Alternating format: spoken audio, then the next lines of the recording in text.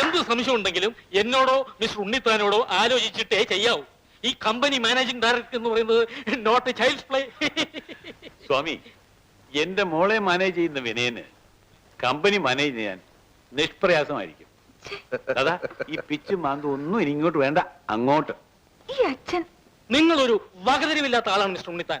കല്യാണം കഴിഞ്ഞ് 2 ദിവസമായില്ല, കുട്ടികളെ ജയിലിലിടാനാണ് പ്ലാൻ.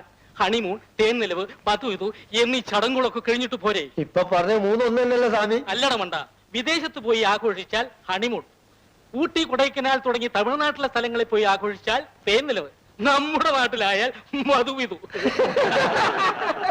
അതെ മോളെ, ഇപ്പൊ സ്വാമി പറഞ്ഞതിൽ ഏതാ മോക്ക് വേണ്ടത്? തേന്നിലവ് തന്നെ ആയിക്കോട്ടെ. ഈ കള്ളി.